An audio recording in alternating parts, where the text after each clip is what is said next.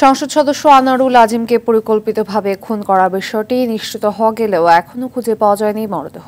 ঘাতকরা হত্যার পর ৩ টুকরা করে দেহ অন্যত্র ফেলে দিয়েছেন বলে গণমাধ্যমে এসেছে। ব্যবসায়িক দ্বন্দ্বের জেরে তাকে হত্যা করা হয়েছে বলে জানা যায়।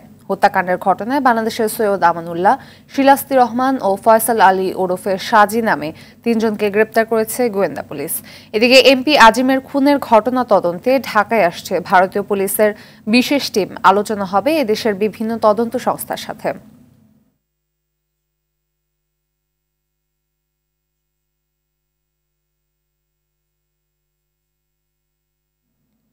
দর্শক, সংসদ সদস্য আনোয়ারুল আজিমের হত্যার বিষয়ে সর্বশেষ পরিস্থিতি জানবো কলকাতার সহকর্মী পরমাশিস ঘোষ রায়ের কাছ থেকে। বাংলাদেশের সংসদ সদস্য আনোয়ারুল আজিম সাহেব গতকাল কলকাতা পুলিশের গোয়েন্দা বিভাগ সূত্রে যেটা খবর, গতকালই তিনি খুন হয়েছেন সঞ্জীবা গার্ডেন্স নিউ টাউনের একটি অভিজাত আবাসনে ইউভি 56 নম্বর ফ্ল্যাটে।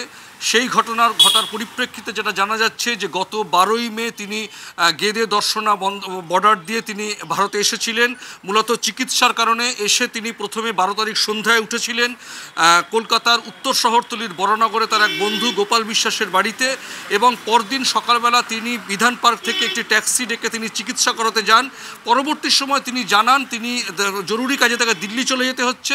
15 তারিখের পর থেকে তার সঙ্গে সেরকম আর যোগাযোগ না হওয়ার কারণে গোপাল বিশ্বাস, তার মেয়েও ফোন করেছিল, বাংলাদেশ থেকে এমপি সাহেবের মেয়ে গোপাল বিশ্বাসকে জানায় যে তার বাবার সঙ্গে তারা যোগাযোগ করতে পারছে না। পরবর্তী সময় গোপাল বিশ্বাস বড়নগর থানায় একটি জেনারেল মিসিং ডায়েরি করেন। সেই ডায়েরিটি ব্যারাকপুর কমিশনারেটের আন্ডারে চলে যায়।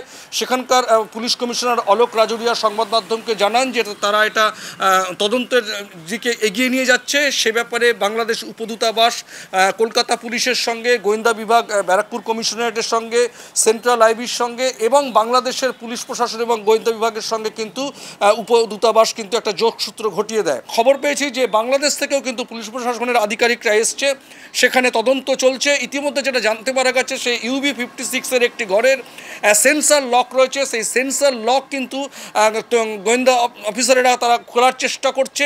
এই মুহূর্তে যেটা খবর, যেটা পুলিশ সূত্রে খবর পাওয়া যাচ্ছে যে রক্তের দাগ ছিল কিন্তু তার দেহাবশেষ খুঁজে পাওয়া যায়নি। কিন্তু তদন্তের গতি প্রকৃতির জন্য গতকাল অখিলেশ চতুর্বেদী যেটা জানিয়েছিল কী কারণে খুন করা হয়েছে, কারা খুন করেছে, সেটা কিন্তু তারা এখনও প্রকাশ্যে আনছেন না। ইতিমধ্যে জানা গেছে যে বাংলাদেশে 3 জন গ্রেপ্তার হয়েছে, কলকাতায় 2 জন আটক করা হয়েছে। তাদের কিন্তু জিজ্ঞাসাবাদ চলছে। আমরা লক্ষ্য রাখবো এই তদন্তের গতি প্রকৃতি কতদূর এগোয়। কলকাতা থেকে জানাচ্ছিলেন পরমাশিস ঘোষ রায়।